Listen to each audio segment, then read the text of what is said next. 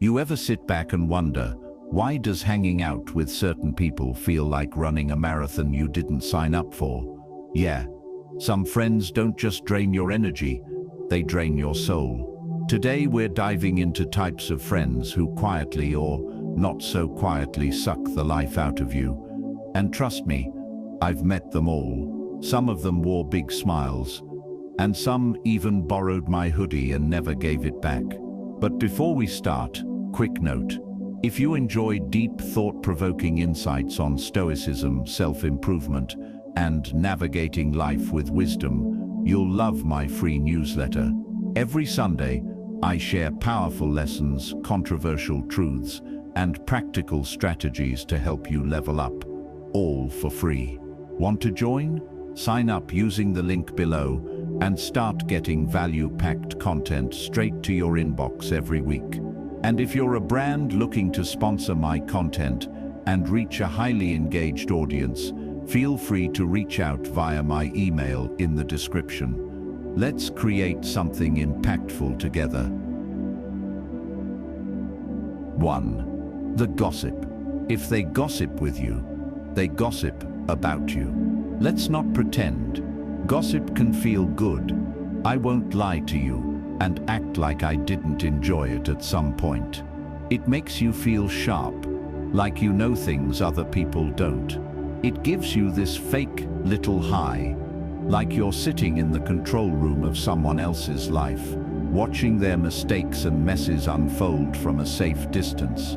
And when you've got a friend who always brings the so-called tea, it can feel like bonding. You're both laughing, shaking your heads, trading stories about who screwed up, who's cheating on who's fake. You feel like you're closer, like you've got some unspoken pact built on shared secrets. But eventually, if you're paying attention, you start to notice the cracks. You start to hear that little voice in your head whispering, if this is how he talks about them to you, what's he saying about you when you're not here? That's exactly how it happened to me. I had a buddy, let's call him Jay. Jay was hilarious, sharp, always had a story about somebody doing something scandalous. It was entertaining, man. A night with him was never quiet. He'd drop these one-liners about people that were so cutting and creative, you almost respected it. We'd be at the bar, and he'd lean in and say, "You see that dude? He's only buying bottles because he's fronting on his girlfriend's credit card." Or he'd see someone post a vacation photo and mutter, "Must be nice, but let's not forget he still lives with his mom." At first, it just felt like he was observant, witty, keeping it real. But over time, it started to feel heavier, because it was all the time. There was never a moment where he didn't have something negative to say about someone. And then came the day I found out he was talking about me. It was a mutual friend who let it slip. "Yo, Jay said, you've been copying his business ideas," he told me casually. Said I was jealous of him. Jealous of Jay, the same Jay who was too busy trashing everybody else to ever actually do anything with his own life. At first I was mad, but then it hit me. I couldn't even be surprised, because that's who he was. That's who he'd always been. The only reason I never noticed before is because he was aiming his garbage at other people. That was the day I stopped picking up his calls. And here's the thing, nobody tells you. Gossip doesn't just ruin relationships, it ruins you. When you surround yourself with gossip, you start scanning people for weaknesses instead of qualities. You start enjoying when others stumble, instead of rooting for them. You start building your confidence on other people's mistakes. And the more time you spend with people like that, the more you start expecting betrayal from everyone, even the good ones, even the ones who actually care about you. I'll be honest, I've been on the other side of it too. I've been the guy spilling stories that weren't mine to tell. I justified it by saying I was just venting or being real. But the truth is, It came from insecurity, tearing someone else down, even just with words, made me feel taller for about 5 minutes. Then I was back to being me, and I hated myself a little more. That's the thing about gossip. It feels good because it feeds your ego, but it starves your soul. You stop trusting people. You stop trusting yourself. When I finally cut people like Jay out of my life and stopped entertaining the gossip myself, everything got lighter. My confidence grew because I wasn't second-guessing who might be coming for me behind my back. My relationships deepened because I could actually believe people when they said they cared about me. And the best part, I started genuinely celebrating people, not picking apart their flaws, not waiting for them to fall. If you take nothing else away from this, let it be this: the way someone talks about other people in front of you is the way they talk about you in front of other people. So stop being impressed by the one with the sharpest tongue. Start respecting the one who shuts it down. Because real friendship is protecting someone's name when they're not around. Real confidence is building yourself up without tearing anyone else down. And if you want people to stop gossiping about you, stop giving them a reason. Stop being one of them. The day I decided to stop participating in it, to stop laughing along, stop adding my 2 cents, stop playing that game, was the day I started sleeping better. And the day you cut out the gossipers and the gossip in your own heart, you'll feel lighter too. That's not just advice, that's experience. 2. The jealous friend. Not everyone clapping for you is happy for you. Let me say it bluntly. We all want to believe our friends are rooting for us. We want to believe they're happy when we win, like truly happy, deep down the kind of happy where they smile and their eyes actually light up. But here's the hard truth that nobody likes to say out loud. Some of the people you call your boys, the ones eating at your table, cracking jokes in your group chat, tagging you in memes, secretly hope you fall flat on your face because your success reminds them of everything they aren't doing. That realization hits hard the first time. For me, it happened when I bought my first car. I had been driving my mum's old beat-up Corolla through college, the kind of car where if you took a sharp turn, the glove compartment would pop open and dump all the papers onto your passenger's lap. I finally saved enough and bought myself a decent used BMW. Nothing flashy, not even new. But to me, it was a symbol of late nights grinding, of sacrifices, of finally starting to climb out of that broke college kid phase. I remember pulling into the driveway, grinning ear to ear, and calling my boys outside to check it out. And most of them came out hyping me up. Yo, clean, big man moves. Finally. But then came the quiet voice of one guy. Let's call him D. He leaned against the wall, arms folded, and said, "Yeah, I mean it's just a used Beamer. Hope you didn't overpay for it though. You know these things break down fast, right?" Everyone kind of chuckled awkwardly, and the vibe shifted. I laughed it off. But inside, I felt it. Not just the words, but the look. That look that says, "Why you? Why not me?" And that wasn't the only time. When I got a promotion at work, D said, "They're probably just trying to fill a quota. Don't let it go to your head." When I started dating my girlfriend, D said, "She's cute, but you know how these types are. Good luck keeping her around." It took me years to admit to myself what was going on. At first, I told myself he was just keeping me humble, that maybe I needed someone like that to make sure I didn't get cocky. But eventually, I realized there's a difference between keeping someone humble and quietly resenting their progress. And here's the part that nobody wants to admit. I've been that guy too. I've been the jealous friend. I remember watching my buddy from high school start his own company and absolutely crush it before he even turned 25.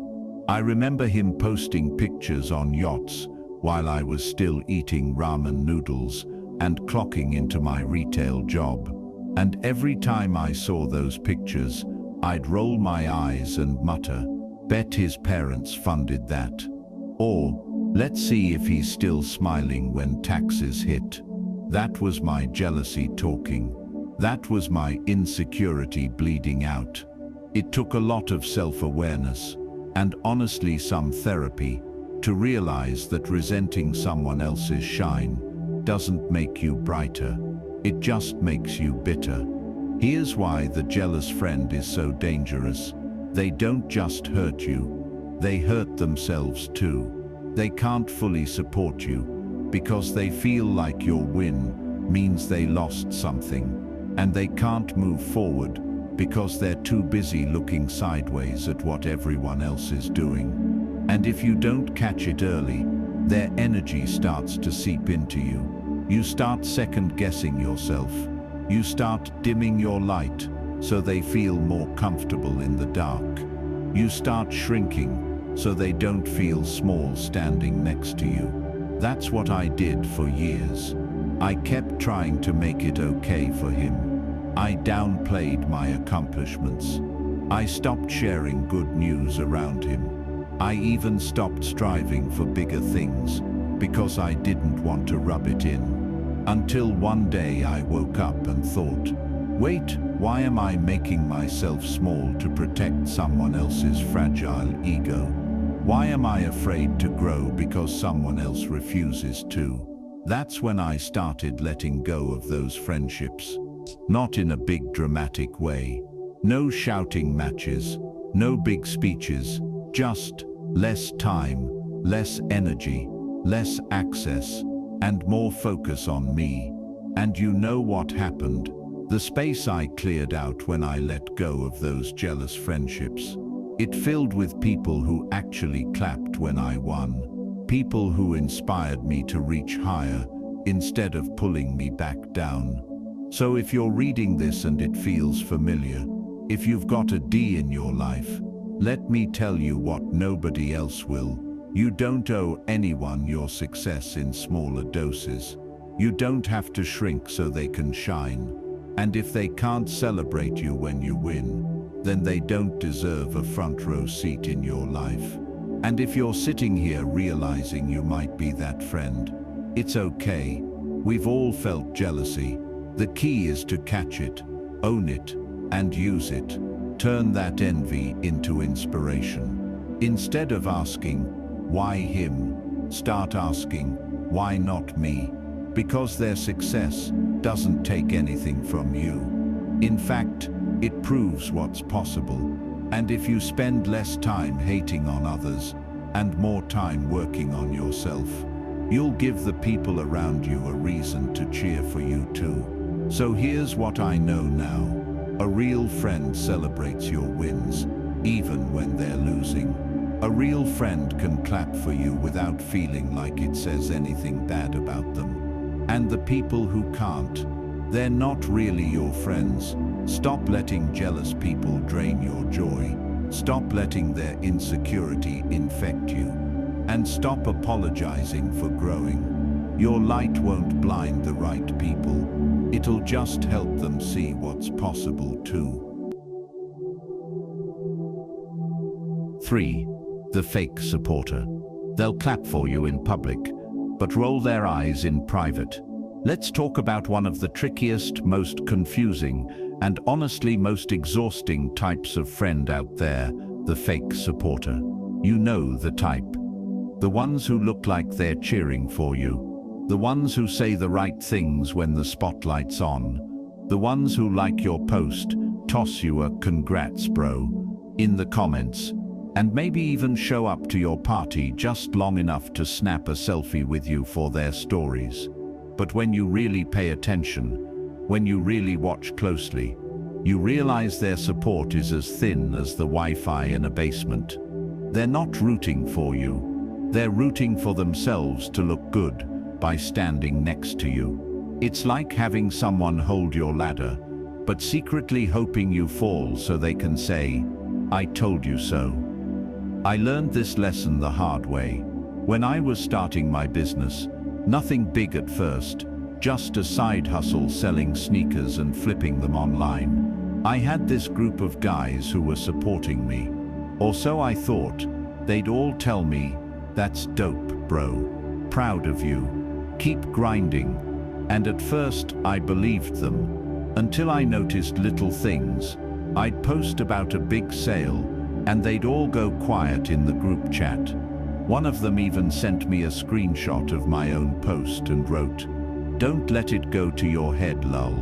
When I asked if they could help me promote my page, they'd say, "Yeah, of course," but never actually shared it.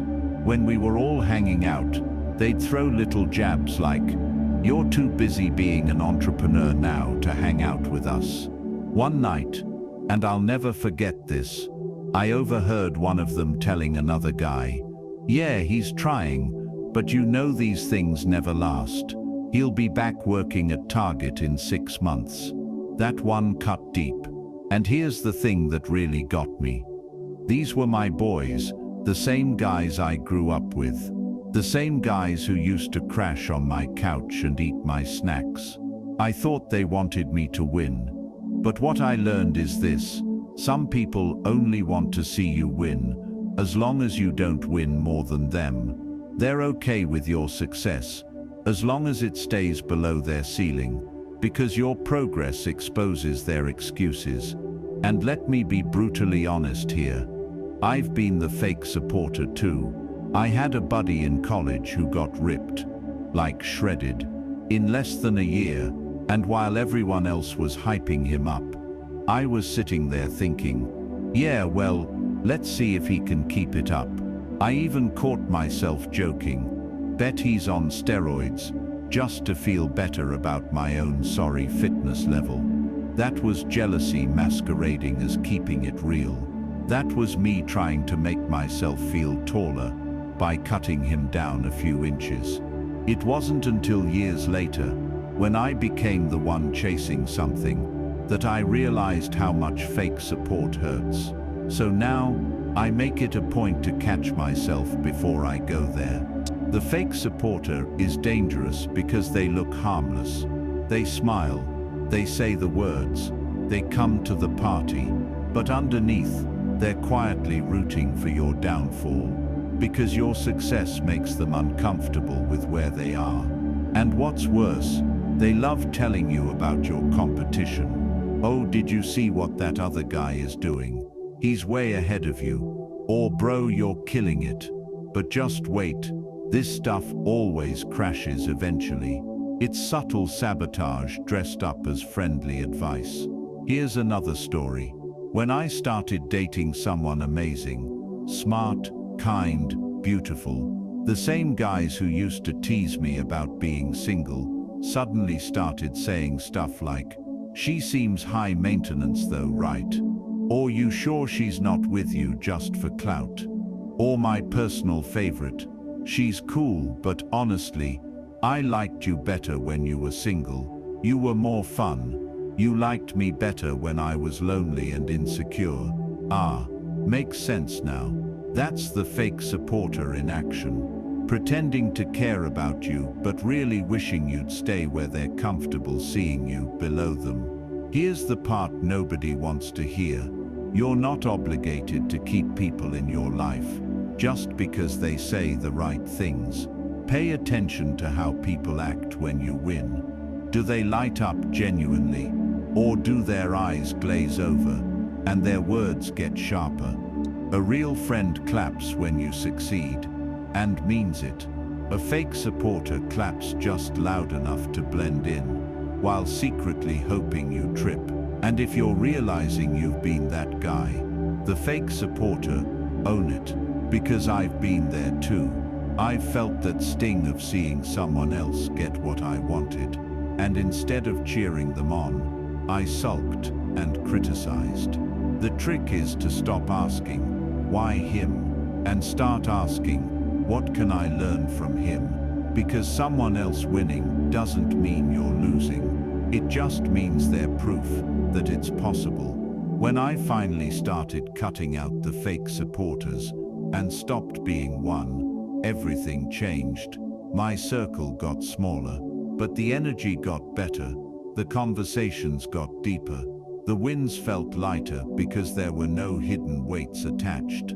And you know what? When I started genuinely supporting others, even when I was still behind, life opened up. Opportunities came. People helped me. Doors started opening because energy comes back. Here's what I know now. Don't confuse proximity for loyalty. Don't confuse words for actions. And don't confuse clapping for caring. If someone only supports you when it's convenient, or when it makes them look good, or when you're still beneath them, that's not support. That's insecurity, disguised as friendship. So protect your peace. Surround yourself with people who clap when you win, and help you up when you lose. Be the kind of friend who doesn't just show up when it's easy. Be the kind of friend who celebrates others without keeping score. Because real supporters don't just want to stand next to you when the cameras are flashing. They're there when nobody's watching, still cheering. And when you find people like that, keep them close. And more importantly, be that kind of person for someone else. Because the world already has enough fake supporters. Don't add to the count.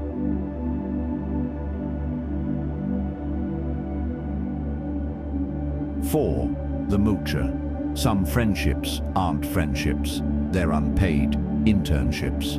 We've all had that friend. The moocher. The guy who somehow manages to orbit your life without ever contributing anything but jokes, bad advice, and an empty wallet. At first, you don't even notice it. You're just being a good friend, covering them when they forget their card, giving them rides, letting them crash on your couch for just a few days after a breakup.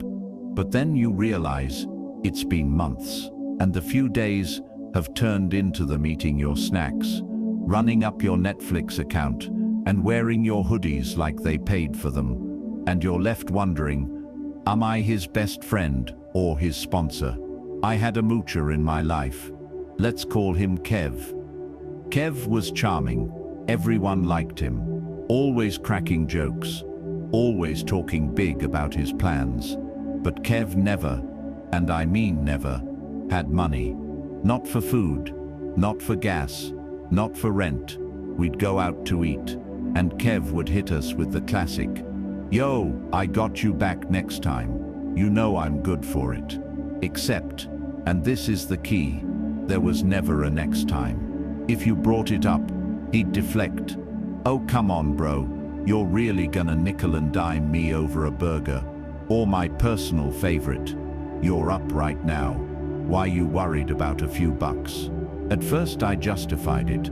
I told myself, well, he's going through a rough patch. We've been boys since high school. This is what friends do. I'd want him to do the same for me if I needed it. And honestly, that's how they get you. Because moochers are masters of emotional manipulation. They make you feel guilty for noticing what they're taking. But after years of being the reliable one, I started realizing it wasn't just about money. It was energy too. Kev always needed something. A ride, a place to stay, help with his resume, advice about his girl, somewhere to crash after drinking, an alibi when things went sideways. And the one time I needed him to show up for me. I called him when my car broke down at 2 a.m. His response, "Damn bro, that sucks.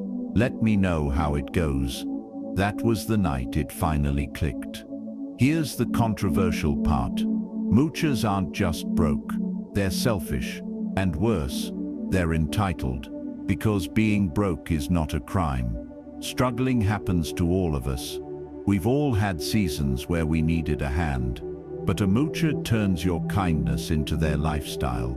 They expect you to carry them, financially, emotionally, socially, because they've decided you owe them something. And they'll even spin it to make you feel like you're the selfish one for setting boundaries. That's why they're so dangerous. I'll admit it. I used to be a little like Kev myself. After college, when I was dead broke, I crashed on a buddy's couch for a week while I figured things out. That week turned into a month, then 2 months, and I just got comfortable. It wasn't until he sat me down and said, "Bro, I love you, but you're draining me. You gotta figure this out," that I even realized what I was doing, and I thank him to this day for being honest enough to call me out. Because the truth is, I wasn't just broke, I was lazy. I was hiding behind other people's generosity, because it was easier than facing my own mess.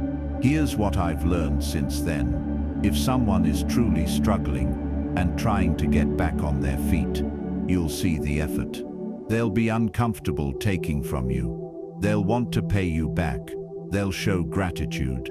But if someone is just coasting, if they're comfortable watching you bleed while they sit back and sip, that's not a friend. That's a parasite. And you're not a bad person for cutting them off.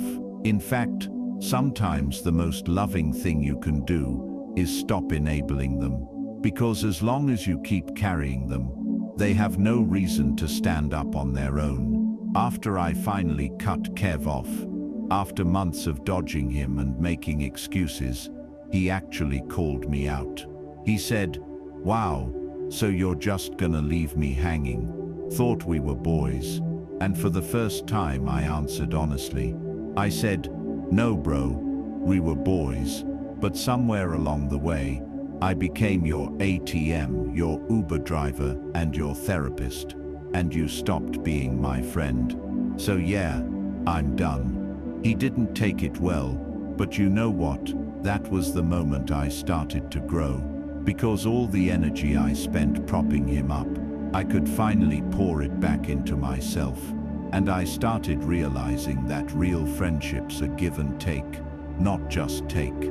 So here's the deep message. If you've got a moocher in your life, whether it's money, time, emotional labor, and you feel drained every time you see their name pop up on your phone, you already know what you need to do. You're not responsible for anyone else's lack of ambition. You're not selfish for protecting your peace. You're not a bad friend for saying no. And if you're reading this and realizing you might be the moocher, take a hard look in the mirror. Stop waiting for someone else to save you. Get uncomfortable. Get to work. Start giving more than you take. Because friendship is not supposed to feel like a full-time job. And no one owes you their energy just because you're charming enough to ask. I'll end with this. Some friendships are partnerships, both people investing, building, growing together.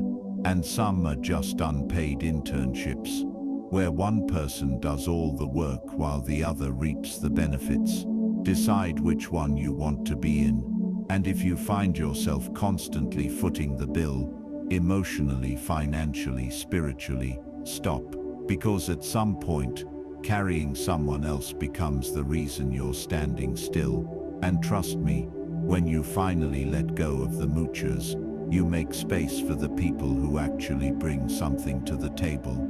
People who don't just take your bread, but help you bake more. Choose those people, be that person. And don't apologize for outgrowing the ones who never grew at all.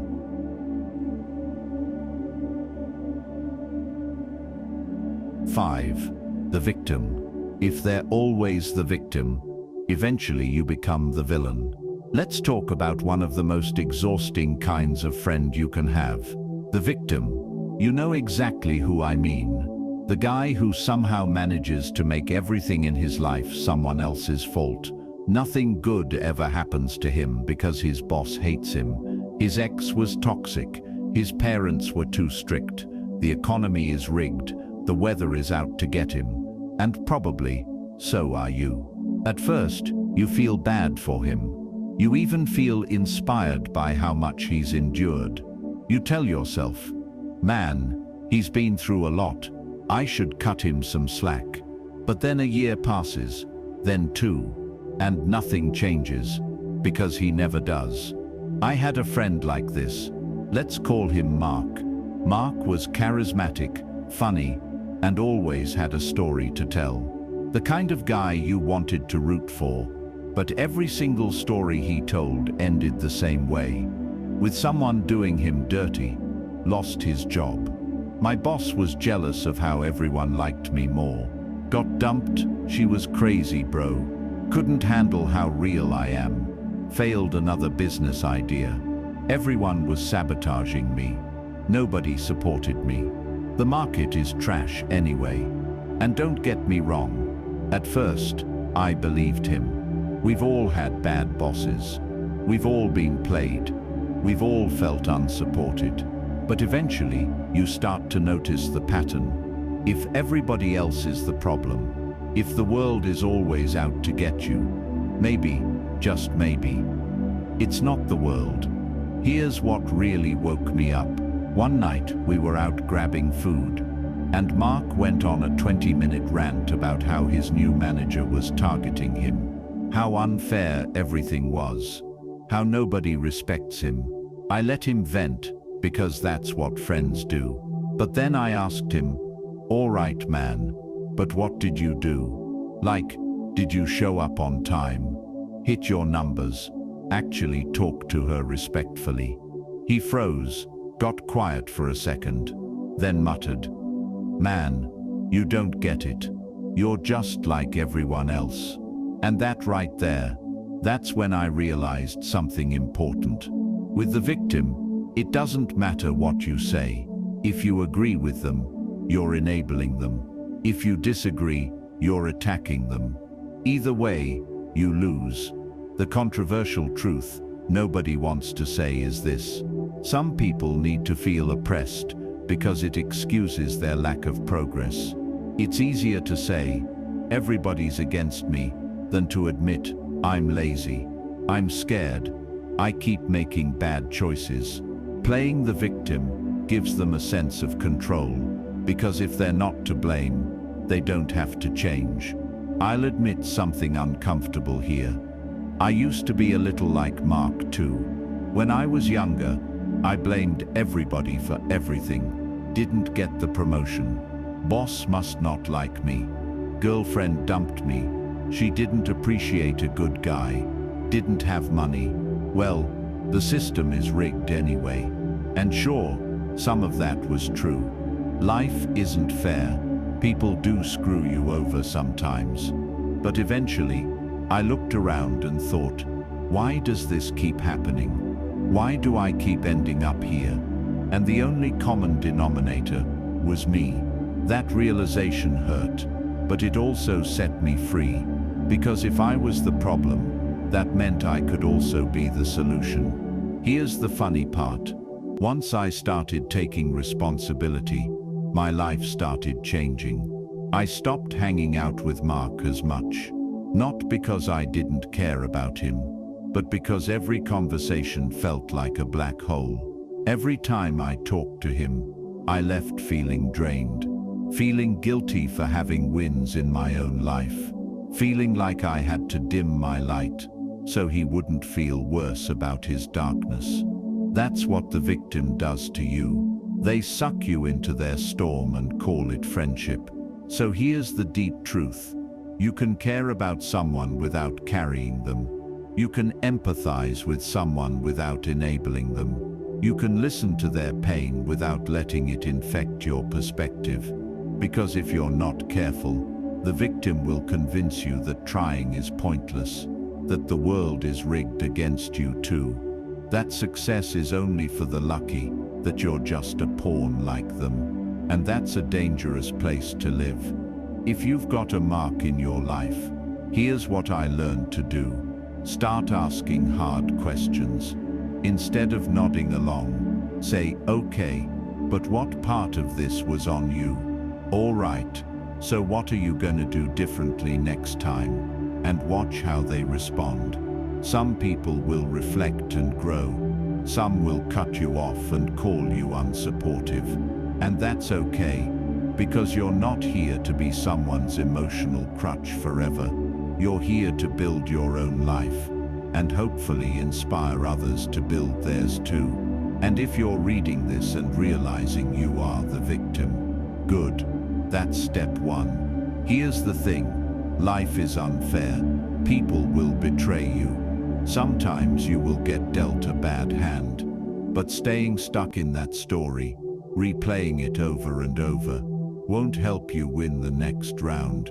You have to decide what you want more, pity or progress. These days I choose to surround myself with people who take accountability, people who own their mistakes and learn from them, people who don't just complain about the rain. They figure out how to build a roof, because real friends push you to grow, and they let you push them too. Here's what I know now. You can't save someone who doesn't want to save themselves.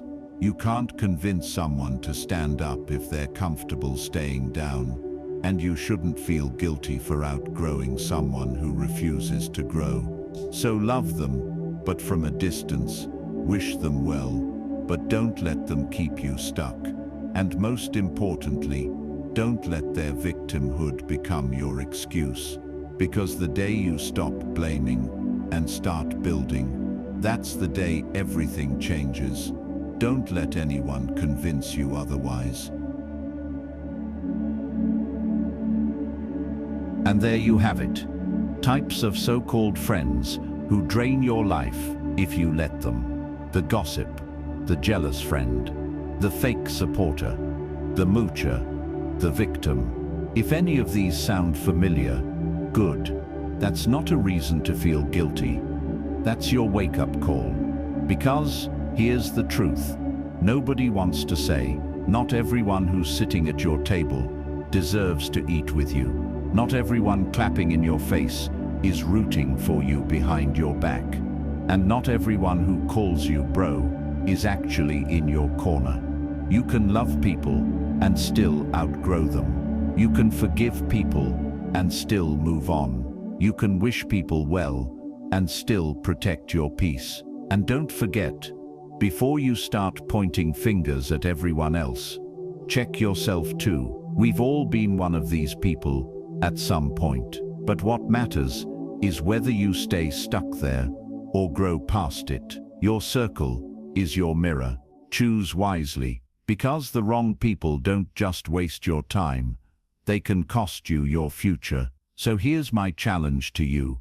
Audit your circle, tighten it, and make sure you're also the kind of friend you'd want to have. If you got value from this, let me know in the comments which type of friend you've had to cut off, or which one you realized you were. And if you're ready for more brutally honest lessons about friendships, growth, and life, don't forget to like, subscribe, and stick around. Because the truth might hurt, but it will set you free. Catch you in the next one.